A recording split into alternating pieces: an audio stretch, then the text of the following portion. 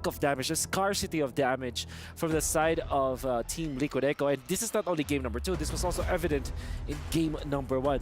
Maybe a 4 protect 1 strat just can't work in the metagame that we have right now. I got the pleasure to interview Carl Teasy and Sanford the other day, or like, you know, a few days before, and I asked Carl Teasy what meta is his favorite. He told me M2. Back when he can play the assassin, so we need to channel Carl Teasy's M2 days if they want to stay in this tournament, because match point. Well, now we're in the draft. Team Liquid Echo is going to be blue side. Falcons Apbren is on the red side. The Ling, as well as the Charizla, has been banned out. Falcons Apbren, banning out a chip is a must. But looking at how the stage has been set up, Luyi is just an option. Well, Valentin as well. I want to give that up. It's going to be Harith, probably a Roger.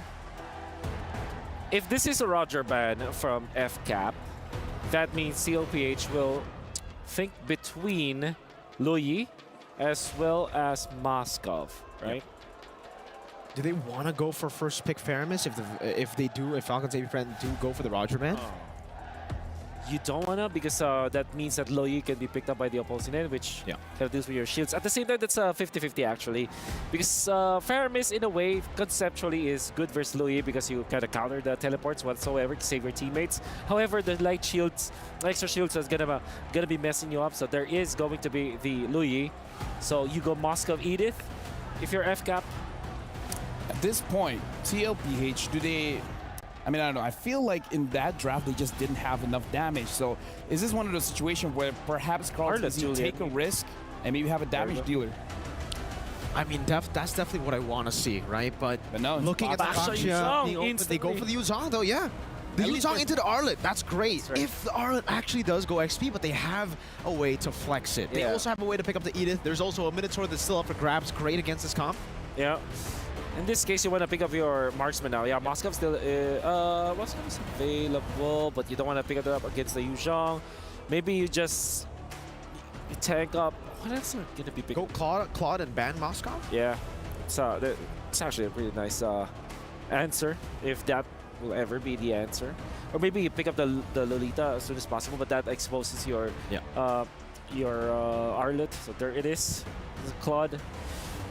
Makes a lot of sense here. Blitz draft happening again from TLPH and FCAP. Yeah, so I'm expecting them to ban the Moskov now, right? Knowing that the Claude is there, but because honestly, if Liquid Echo don't ban the Lolita, I don't think they really need to care about the Natan, the carry as well. 2 good picks up against the Claude, but still, Lolita has so much more presence. We saw that just earlier, and we were talking about how Benny was really good on the carry either way, and it's kind of weird to see a carry still perform up against Lolita. And right now, casters, are you guys watching the draft here? Because we got to talk about the Yuzong as well. One of the top 3 heroes that actually has a low win rate. But what do you guys feel when Sanford has his hands on the Yuzong?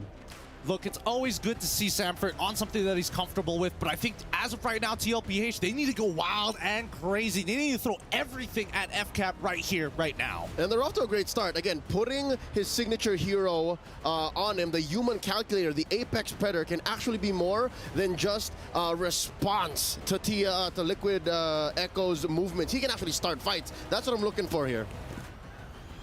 Okay.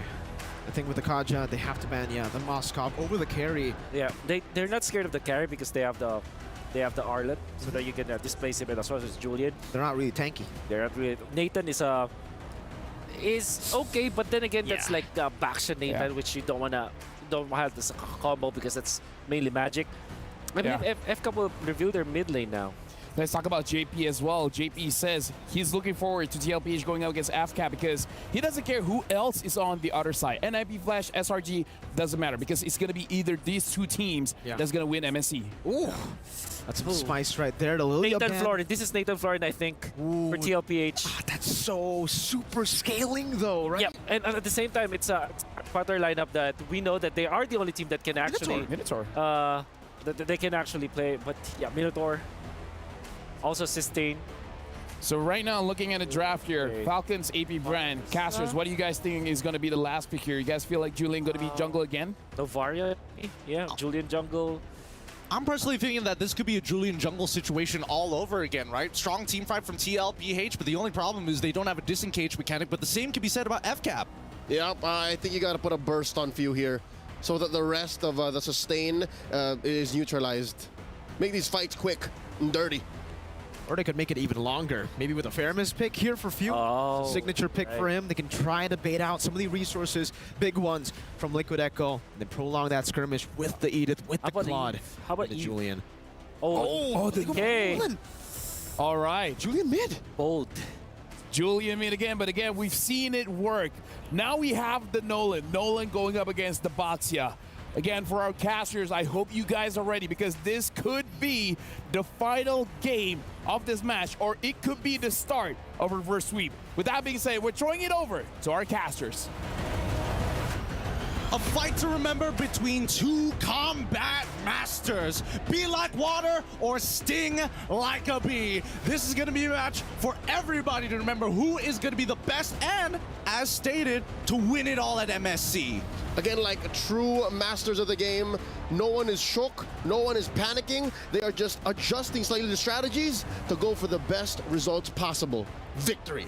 Well, with that being said, match point currently for Falcons Apbren as we head into the land of Dawn. Spawn points have been set and players are moving out. It's going to be TLPH on blue side up against Falcons Apbren on the red. I'm loving how still they remain quick and dirty with their lineup, even if we did get the whole Julian jungle wrong. They just sent him in mid, same amount of burst, and then put a Nolan in the jungle. Ooh. Flicker out by Few. I mean, this is a similar situation to what we saw in game number 1. They get that early trade against Few to play in this mid lane, get an early battle spell, but all of a sudden they get punished, and maybe it's going to come through their jungle in Kyle TZ. With that being said, guys, starting on July 24th, it's the female pro players' time to shine. Catch the MLBB Women's Invitational 2024, where 12 teams from 11 regions break barriers and redefine esports. Super Marco catches a few beads there. Oh no, Kyle TZ put down 1/10 of his health. Carl TZ looking for him. The answer from Ogwin. JP topping up Carl. Again, this is very reminiscent of game number 2. In comes Ogwin. There's the knock up, looking for the kill. Benny Cutie draws first blood. Kyle TZ hunting. Finds a 1.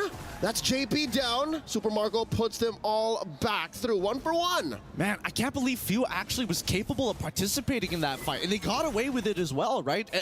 As for mention, you know, Kyle TZ, he makes things happen, he gets the kill. But at the same time, if Few was level 3, it could have been even cleaner, and yet he just teetered on the edge. Let's look at the XP lane. Again, I'm expecting a lot to come from both Flap TZ and Sanford here. Flap TZ just allowing for this freeze to happen. Not so sure if he knows that Carl TZ is just around the corner. Turtle coming up in a few seconds from now. Real quick, a look at the emblems. Based off of the emblems here, I'm rather surprised because Few is one of the few people that I would have imagined would like to have the lethal ignition. But now that he's in lane, it kind of changes the dynamic a little, right? Having the Impure Rage is actually not a bad idea, right? Especially when you can start chunking out some of the bigger members very, very slowly, but honestly consistent. Oh, look at this duel up top, like Rock and Cena going at it. Oh no, down bottom, let's switch it up. Turtle already started. The flicker in by Flap. No one home. Down goes Few. Sanford coming in. The Black Dragon form. Down to the Dragonoid. Flap looking to burst him down. Primordial Wrath already set in. Kyle TZ pushing them through. Down goes JP. Down goes Carl. Ogun finds him. Even 40's gonna fall. Marco finds him. 3 for 1 the trade. Falcons Apbren. A good rotation from the side of Falcons Apbren. Honestly, really split on that fight. Benny QT is still going to be able to get entire gold plating in the meantime, so it's not the end of the world, but 3 to 4, baby. This is getting... Wait, hold up. Uh-oh. Benny did get a lot of bank there. I wonder if Ogwin's going to get away. I mean, Flap's nearby. Carl TZ, no one knocked up, and that's enough to help the disengage. Yep, and here we go. The diversion's coming out, and Few might say no to this. Oh, they get out just in time, making sure that Carl TZ is catching up with tempo, especially against a hyper-mobile assassin like Kyle on a Nolan. All right, Baksha Unity is quick.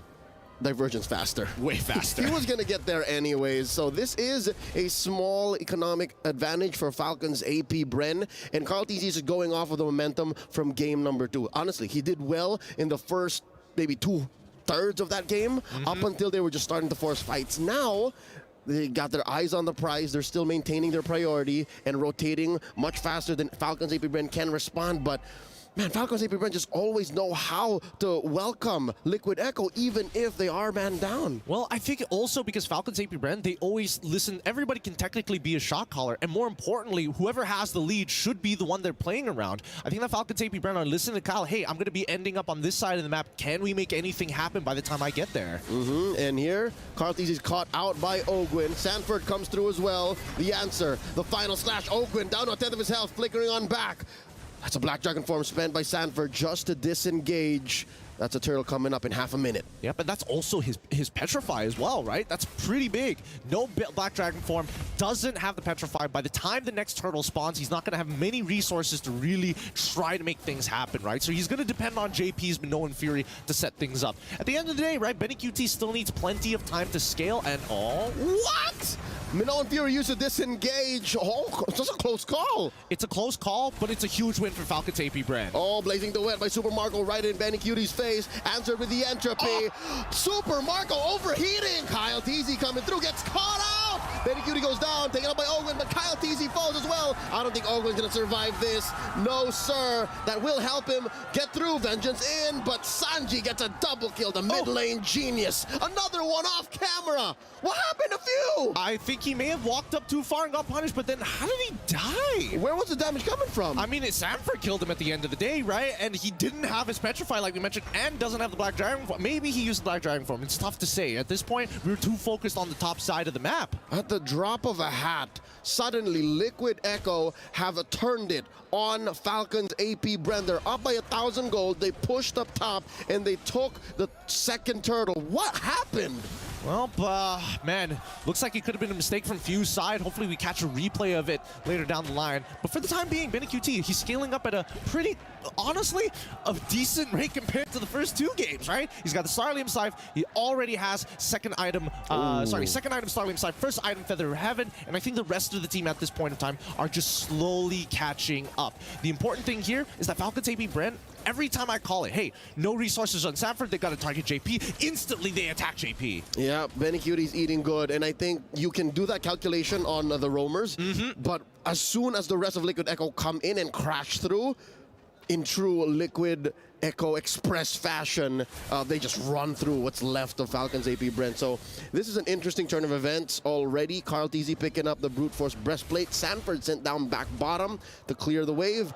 And we are going to get to a pause real quick, try to figure out what's going on. All right, let's see. Well, luckily we still have our marshals up on the stage ready to go and deal with these tech issues and help out these players as soon as possible. Don't worry, guys. We will get it done as fast as we can. In the meantime, it does give us a little bit of time to kind of like honestly deliberate on the way that they're playing, right? Because now we're seeing that TLPH, they're going down to, you know what? If we can't micro together as a team, let's break them apart and take them down individually, right? Maybe we can out-mechanic them 1v1. Which is not how you want to face off against Liquid Echo. TLPH, I'd say maybe as a close second, the whole Marco Benny situation, they're all just mechanically ahead of their counterparts. So you don't want to go 1v1 with them. I mean, they'll take honestly, they'll take the scraps, right? Give them a couple of pennies. Next thing you know, they've already made $1 million business off of it, right? It's just so easy to do when you're that talented. And I think it's really knowing the extent of that talent for the slight advantages. I give 1 penny to one side, 2 pennies to the other. Hey man, I ain't touching the guy with 2 pennies.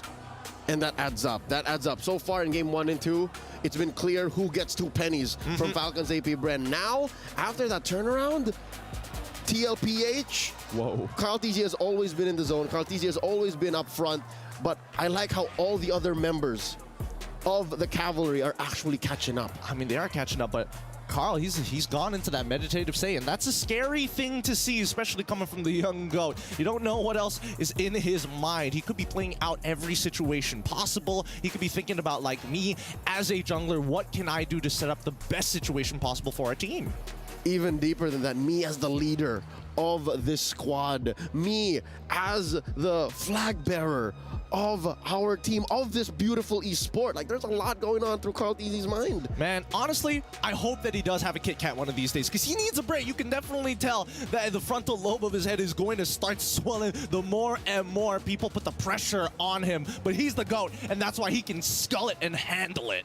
And now I think we are back into the game. Once more, game number 3. Slight advantage over to Liquid Echo. Again, 1,000 and change between them. This is Falcons Apbren chance to regroup. They gotta make sure that whatever happened about 2 minutes ago should not happen again. Let's look at the build so far, because right now Carl TZ is actually going for quite a greedy build with the Brute Force Breastplate. He wants to be able to kind of keep up with pace, but more importantly, getting in and out of these fights is going to help a lot when you have the extra movement speed. Yep, looking at the build on Few right now. First up, the Genius one. So that is incremental advantage. The more you keep hitting, the more you deal more damage. And Falcons Apbren, I'm not so sure if they have the time to do that. With how fast Liquid Echo just, you know, at the drop of a dime, crash in. Oh, here's a push coming through. Benny Cutie gets in with the entropy. JP catches Few, dashing through with the flicker. Oh, Few's gonna die. Okay, I mean, Few, he needed a couple more seconds, but now at the turtle, it's all up to Carl. Oh, Turtle here at a 10th of his health. Carl TZ secures. Down goes Flap TZ. Marco blazing duet away. Carl stopping him right in his tracks. Another entropy from Benny. Down goes Marco. 3-4-0. Never doubt him. Best in the world. Carl TZ does not miss on these retributions. Oh no. And they're gonna pull him over the finish line. They're gonna pull and drag TLPH to get there. They pick up the kill on Ogwin, and now the momentum shift in the crowd. Listen to their screams. The cavalry is alive. Make it a 4-for-1. Falcons Apbren left in shambles. Kyle TZ, he knows what's coming. Sanji goes into that bush via diversion. And what does that mean for the economy? Look at this, the Holy Crystal. This is Benny QT's Trinity. Yep, and that's why they're up on that Amazon stage. Benny QT is walking around like Jeff Bezos right now. He is packed. It's the Amazon Arena. Yep, it is the Amazon reason for a reason. But look at him. He doesn't even care. They're still going. Carl TZ from the flank. Flap TZ taken out. Sanford coming through. Can he stop Ogwin? The answer is yes. Down he goes. Another 2 free kills for the cavalry. I mean, this game is starting to spiral out of control. Oh, can Kyle dash through? He's leaving these rifts, these fractures. Oh, no. There's a diversion of top in that bush. Can Sanji stop him? Kyle, where are you going? He's cornered. They need some help, Carl. He's going to put him out of his misery. Where you going, buddy? Retreats him down to the ground. That's the shot. And that's the shot from Sanford. This has spiraled way out of control, but despite chasing all the time wasted and bought by Kyle, look at what Falcons Apbren have done. They've kind of reset that mid lane. They're coming down to clean up that bot side. Sure, take our tier 2, whatever, as long as you don't extend this lead further than this. They're crawling. All this while Liquid Echo are galloping. For every inch Falcons AP move, Liquid Echo are a mile ahead. This is amazing. This is huge. I mean, yes, economically speaking, that's what, 3K, 4K? But look at the map get in. Unironically, this is the biggest lead we've seen from Liquid Echo in a while. In the whole series. Yeah. Wait. Where's the TP going? Down to the bot side? Oh, they go ahead and, Few, ever the wily veteran, puts up a huge wave there. I mean, this is plenty for Liquid Echo to deal with, but not like it's going to cost them much. Falcons Apbren, they're really struggling, but every little move counts. I could see it. I could see the PTSD in Few. I remember during the final, same thing happened, right? They took the Lord. He's trying to push. He gets caught out and dies. He's not going to make that same mistake twice in such an important series. And just as quickly, he switches up to the top after that recall. Tries to take care of as much of the wave as possible. This is an enhanced wave. Sanji clearing out the bushes. Sanford making sure that he can catch someone with a full combo, hell, maybe even just a dash in with a petrify. They are gonna push in through tier 2 up top. That's a Holy Shield still standing. What is this? There's a fight here. Ogwin flickering on out. Okay, still alive. Oh, they're gonna deny Kyle TZ his resources. What was Falcons Apbren doing? Why are they scattered? Why are they just shifting through the map? It's just to disrupt tempo, right? Because Falcons Apbren, they're not farming in this point of time. They are chasing Few down. And if Few can waste even more time, it's better for them. Oh, there's a dash, there's a flicker, and he's still running. He's using the Wilderness Blessing to its maximum. And the dash, he didn't even need to use the Cyclone. I mean, that's reverse psychology. I know you know. that I'm not going to use it, so I'm not going to use it. Exactly. And he gets away! Exactly. And now he's come to a point in the game, especially with his items, that his CDR is going to make sure that he's roughly around 7 seconds per ability. If not, if I'm correct, it should be around 8. We'll double check on the items in just a little bit. But because of these motions, it gives Falcons Apbren an opportunity to kind of open up the opposite side of the map. They're trading vertically, technically, in terms of land masses, right? Let's cut the map directly in the middle. There's bottom side and top side. And with what Few did, it opens up the top side. Which is all the more amazing for a lineup such as Falcons Apbrens, because they don't have the Lo Yi. They have to walk through everything. They have to take everything by land, the old-fashioned way. And here we go. We see it. It's 7. It's 7. Thank you so much, observers. Now, as we get back into this game, Sky Piercer already purchased by Kyle TZ. They're not going to let Benny QT stand and take the entire Primordial Wrath from Flap TZ again and survive. We need to see Kyle TZ step up, or at least have him get set up. I think that's what's lacking, but that's because Liquid Echo are doing so well to protect Sanji, to protect Benny Cutie. I didn't even notice Sanji is yet to suffer a death.